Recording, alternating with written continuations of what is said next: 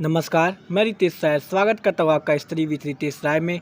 आज का जो हमारा सीरीज रहने वाला है वह प्राचीन इतिहास से संबंधित है, जिसका टॉपिक सिंधु सभ्यता होने वाला है। इससे पहले मैं आपको बता दूं कि यदि आप किसी भी विश्वविद्यालय के एंट्रेंस एग्जाम देने का तैयारी कर रहे हैं, साथ ही साथ किसी कॉम्पिटिटिव एग्जाम का तैयारी कर रहे हैं, तो उसके लिए आपका यह वीडियो बहुत ही आवश्यक होने वाला है। आइए इस वीडियो का शुभारंभ करते हैं।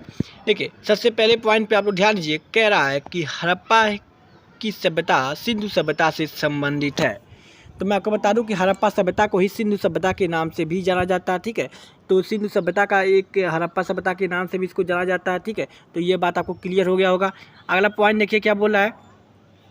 आगे आपको बोल रहा है कि सिंधु घाटी सभ्यता आदि ऐतिहासिक युग से संबंध रखती है। किससे रखती है? आदि ऐतिहासिक युग से। ठीक है, किससे? तो याद रखिएगा, सिंधु घाटी सभ्यता जो है वो आदि ऐतिहासिक युग से संबंध रखती है। अब बात करते हैं आदि ऐतिहासिक युग क्या होता है। तो देखिए, आदि ऐतिहासिक युग से मतलब ऐसा है कि मान लीजिए ऐसा साक्ष्य जिसमें मान लीजिए कोई लेख हमें प्राप्त हुआ। ठीक है, कोई लेख यानी कोई पुस्तक हमें प्राप्त हुआ जिसको हम लोग क्या है, पढ़ नहीं सकते। ठीक है, जिसको हमें लेख तो प्राप्त हुआ। ठीक है, लिखित लेख प्राप्त हुआ, जो लिखा हुआ मिल रहा है, कोई पुस्तक मिल रहा है, लेकिन उसको हम पढ़ ही नहीं पा रहे हैं। उसको कहते हैं आदि ऐतिहासिक युग। ठीक है, आदि ऐतिहासिक। ठीक है, अगर मान लीजिए हमें कोई पुस्तक मिल जाए, उसको हम पढ़ ले रहे हैं, तो इसको ऐतिहासिक युग कहते हैं। ठीक है, वो इतिहास में चला गया, किसको? उसको हम लोग क्या कर रहे हैं, पढ़ ले रहे हैं। लेकिन अगर उसको नहीं पढ़ पा रहे तो उसको आदि ऐतिहासिक युग कहते हैं। तो सिंधु घाटी सभ्यता का भी ऐसा ही हाल है कि वहाँ के जो हमें लेख प्राप्त हुए हैं उसको हम लोग पढ़ नहीं पाते हैं। ठीक है, तो उसको क्या कहते हैं? इसलिए उसको कहते हैं ये आदि ऐतिहासिक युग से संबंधित है।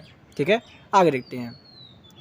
हड़प्पा सभ्यता की जानकारी का प्रमुख स्रोत पुरातात्विक खुदाई होता है। जैसे कि आपको पता होना चाहिए कि किसी भी अगर सभ्यता की हम खोज की बात कर देते हैं तो जानते हैं कि कोई भी सभ्यता जो होता है उसको खुदाई करते हैं, तो खुदाई करने के दौरान ही वो सभ्यता हमें प्राप्त होता है। ठीक है, तो इसी तरह से हड़प्पा सभ्यता की भी जानकारी हमें खुदाई से ही प्राप्त हुई थी। ठीक है, आगे देखते हैं। अगला पॉइंट कह रहा है हड़प्पा सभ्यता में मिट्टी के बर्तनों पर समांतर लाल रंग का प्रयोग हुआ करता था। ठीक है, यानी कि जो हड़प्पा सभ्यता में जो मिट्टी के बर्तन प्रयोग किए जाते थे, ठीक है, उन बर्तनों पर क्या लाल रंग का लेप पोता जाता था। किसका? लाल रंग का लेप पोता हुआ रहता था। ठीक है, तो इन सारे पॉइंटों पे आप लोग ध्यान दीजिएगा। ये सारे लोग परीक्षा में पूछने वाले पॉइंट है। ठीक है, आपसे पूछ सकता है कि हड़प्पा सभ्यता में पाई जाने वाली बर्तनों पर किस रंग का लेप पोता था, किस रंग का आपको लेप मिलता था।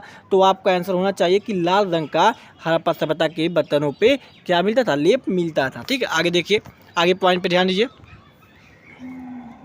आगे कह रहा है, ध्यान से देखिए कि भारत में चांदी की उपलब्धता का प्राचीनतम साक्ष्य हड़प्पा संस्कृति से प्राप्त हुआ था। ये उतना इंपॉर्टेंट पॉइंट नहीं है, लेकिन ठीक है, याद रखिएगा कि चांदी का उपलब्धता का प्राचीनतम जो साक्ष्य है वो हड़प्पा से ही प्राप्त होता है।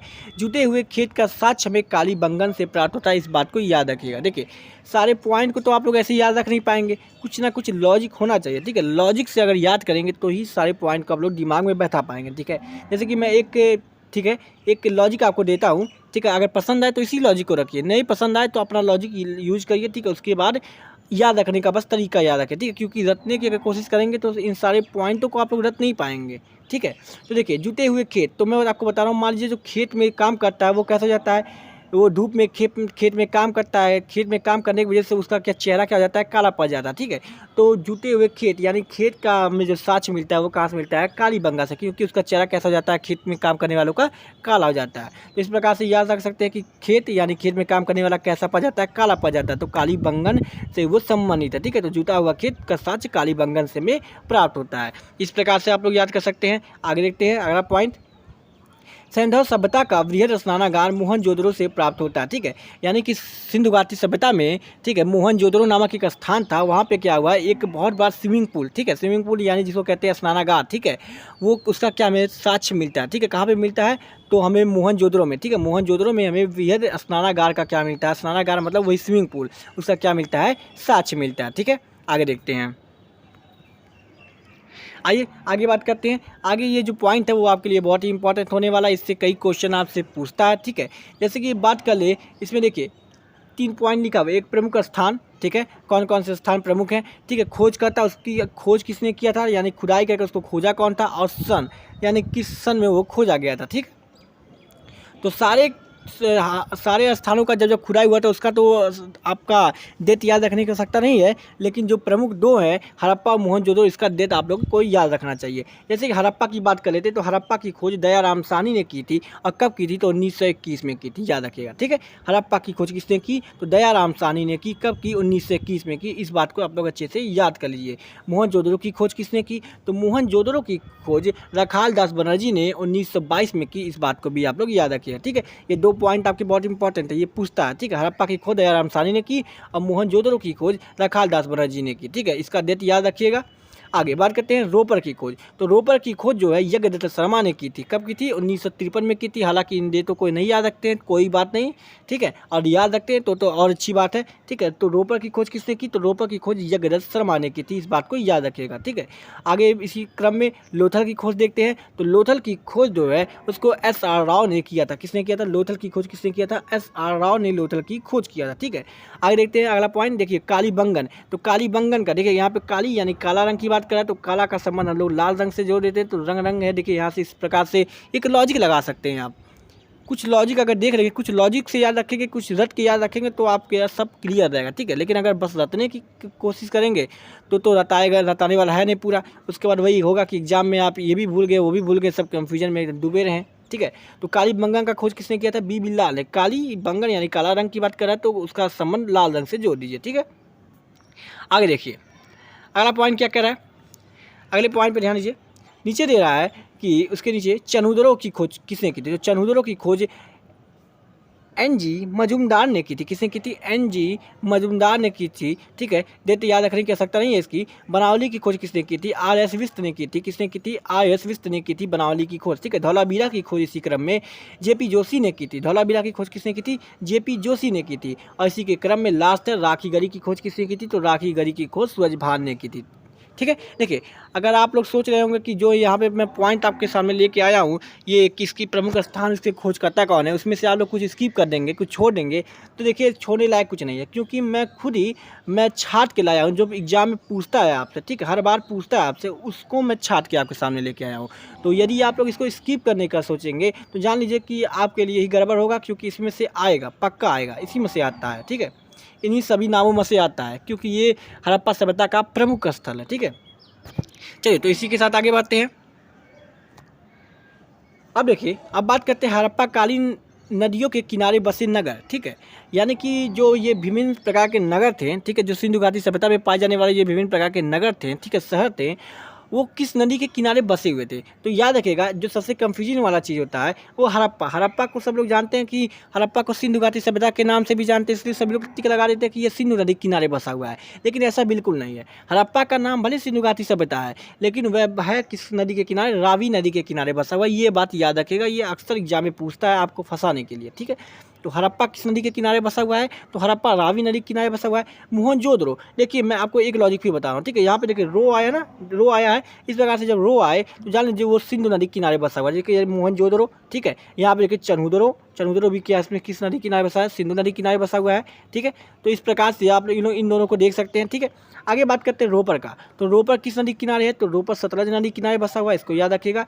कालीबंगा घग्गर नदी किनारे बसा हुआ है। लोथल की बात करें तो लोथल भोगवा नदी किनारे बसा हुआ है, ठीक है। चनहुदड़ो की बात करें तो वो सिंधु नदी किनारे बसा हुआ है, जैसे कि मैं आपको बताया हूँ, ठीक है। बनावली जो है हमारा ससरी नदी किनारे बसा हुआ है। राखी गढ़ी जो है हमारा घग्गर नदी किनारे बसा हुआ है, ठीक है। अब बात करते हैं इन सारे पॉइंटों को याद कैसे रखा जाए, बहुत ही कंफ्यूजन है। तो देखिए लॉजिक खोजिए, जैसे कि और मैं आपको लॉजिक बना रहा हूँ। देखिए बनावली, एक बनावली से मैं एक लॉजिक दे रहा हूँ आपको कि देखिए आप जब पढ़ लिख लेंगे तो आपका भविष्य बनाता कौन है, ठीक है। आप पढ़ेंगे लिखेंगे आपका भविष्य कैसे बनेगा, सरस्वती माता के उपकार से, ठीक है।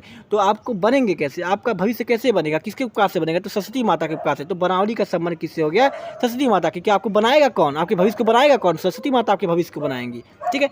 तो इस प्रकार से आप लॉजिक खोजिए, कोई भी लॉजिक खोजिए, जो आपके बोलचाल की भाषा है उसमें से कोई लॉजिक खोज लीजिए, कुछ भी लॉजिक खोज लीजिए, उसी के सहारे से आप लोग याद रखिए दिमाग में। क्योंकि यदि रटने की कोशिश करेंगे तो फिर से कह रहा हूँ कि रटाएगा नहीं, ठीक है। अभी रटेंगे सुबह तक भूल जाएंगे। तो इसी प्रकार से राखी गढ़ी की खोज राखी गढ़ी किस नदी के किनारे स्थित है, घग्गर नदी के किनारे स्थित है, ठीक है। एक बार इसको फिर से पढ़िए और अपना नोट्स बनाइए, ठीक है। ये नहीं कि कोई नोट्स दे रहा है तो उसके नोट्स से याद कर ले रहे हैं, ठीक है। अपना नोट्स बनाइए, आप अपने नोट्स से पढ़ेंगे तभी आप जान लीजिए आपके लिए सही होगा। आगे देखते हैं। अगले पॉइंट पे ध्यान दीजिए। अगला पॉइंट क्या कह रहा है, हड़प्पा सभ्यता का बंदरगाह लोथल में अवस्थित है। ठीक है, यानी हड़प्पा सभ्यता का जो बंदरगाह सिंधु घाटी सभ्यता में जो बंदरगाह प्राप्त हुआ था वो कहाँ हुआ था, तो सिंधु घाटी सभ्यता में जो बंदरगाह में मिला था वो लोथल में प्राप्त हुआ था। अब बात करते हैं बंदरगाह क्या है, कहीं बंदर उंदर है क्या, तो बंदर उंदर नहीं है। बंदरगाह का मतलब है कि वो समुद्री जो जहाज होता है, जो समुद्र में जहाज चलते हैं, ठीक है, वो क्या होते हैं, वो जिस स्थान पे आके रुकते हैं, जिस स्थल पे आके रुकते हैं उसको क्या कहते हैं, उसको बंदरगाह कहते हैं। ठीक है, तो बंदरगाह कहाँ मिला था, तो वो बंदरगाह में लोथल में मिला था। ठीक है, मैं आपको बता रहा हूँ, एक लॉजिक दे रहा हूँ कि एक मान लीजिए समुद्री जहाज है, वो अभी तो जल में तैर रहा है, तैरने के बाद उसको स्थल चाहिए ना, एक थल चाहिए, थल यानी स्थल जहाँ पे वो रुक सके। तो इसी प्रकार से बंदरगाह को क्या चाहिए, स्थल चाहिए। ठीक है, क्या चाहिए, बंदरगाह को स्थल चाहिए। तो देखिए स्थल तो मिला, लोथल, थल, लोथल में देखिए थल आया। तो इस प्रकार से लॉजिक लगा के आप याद कर सकते हैं। ठीक है, लॉजिक ना समझ में आया तो पीछे करिए, थोड़ा सा स्किप करिए, फिर सुनिए, एक बार दो बार सुनेंगे लॉजिक आपको समझ में आ जाएगा। ठीक है, या तो अपने आप से लॉजिक बनाए तो अपने आप से लॉजिक बना के याद करिए। आगे देखते हैं, भारत में सबसे बड़ा हड़प्पन पूरा स्थल क्या है, राखीगढ़ी। याद रखिएगा, भारत की बात कर रहा है, भारत में सबसे बड़ा हड़प्पन पूरा स्थल, सिंधु घाटी सभ्यता का सबसे बड़ा पूरा स्थल भारत में कौन है, तो राखीगढ़ी है। भारत में कौन है, राखीगढ़ी है। तो इससे क्या पता चला कि भारत, राखीगढ़ी जो है भारत में स्थित है। याद रखिएगा, राखीगढ़ी कहाँ है, भारत में स्थित है। देखिए इसको मैं आप लोग को बताऊंगा आगे चल के कि कौन सा जो हमारा वर्तमान में कौन सा जो क्षेत्र है कहाँ पे स्थित है। ठीक है, जैसे कि राखीगढ़ी हमारे भारत में स्थित है। ठीक है, इसी प्रकार से लोथल कहाँ पे स्थित है। ठीक है, और सिंधु घाटी सभ्यता कहाँ पे स्थित है, इस सिंधु कहाँ स्थित है। ठीक है, हड़प्पा कहाँ स्थित है, ये सारी चीज़ मैं आपको बताऊँगा। इससे पहले अगर नहीं आपको पता है तो आप कमेंट बॉक्स में बता सकते हैं। ठीक है, आगे चलिए देखते हैं आगे क्या बोला है। आगे बोला है सिंधु घाटी के लोग जो है मातृशक्ति में विश्वास करते थे। इसका मतलब क्या है, इसका मतलब ये है कि जैसे देखिए अभी के वर्तमान समय अगर देखा जाए तो घर में आप लोग देखेंगे कि कहीं ना कहीं क्या होता है, पिता अपने घर में क्या होता है, प्रधान होता है। ठीक है, देखते हैं आप लोग। ठीक है, आर्य सभ्यता में आप लोग जाएंगे तो वहाँ पे पिता लोग क्या होते थे, प्रधान होते थे। ठीक है, तो उसी तरह सिंधु घाटी सभ्यता में जो माता लोगों को अधिक वैल्यू दिया जाता था। ठीक है, कि इसमें लोग मातृशक्ति में क्या करते थे, विश्वास करते थे। ठीक है, अब बात करते थे तो वो किसकी पूजा करते थे, किस भगवान की, तो सिंधु घाटी के लोग जो थे वो पशुपति की पूजा करते थे। पशुपति जो शिव के अवतार हैं, ठीक है, वो पशुपति की क्या करते थे, सिंधु घाटी के लोग पूजा करते थे।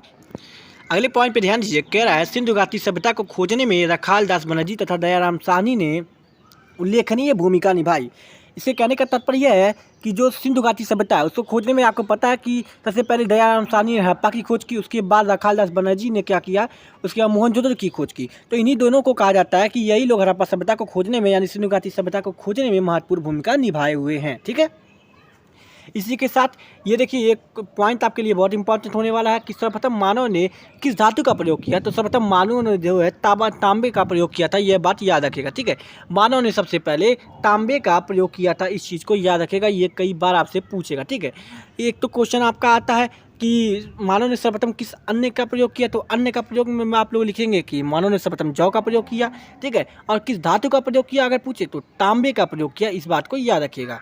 अगला पॉइंट है सिंधु घाटी सभ्यता में बांध का साक्ष्य धौलावीरा से प्राप्त होता था। बांध आपको पता होगा, ठीक है, कि जल के प्रवाह को रोकने के लिए बनाया जाता है। ठीक है, तो बांध का जो साक्ष्य हमें मिलता है वो कहाँ से मिलता है, तो धौलावीरा से हमें बांध का साक्ष्य मिलता है। ठीक है, इस प्रकार से हमारा वीडियो यहीं पर समाप्त होता है। इस वीडियो को यहीं पर समाप्त करते हैं। साथ ही साथ यदि आप लोग चैनल पर नए हैं तो चैनल को सपोर्ट करिए, लाइक करिए, सब्सक्राइब करिए। ठीक है, तो इसी के साथ मिलते हैं अगले क्लास में। जय हिंद, जय भारत।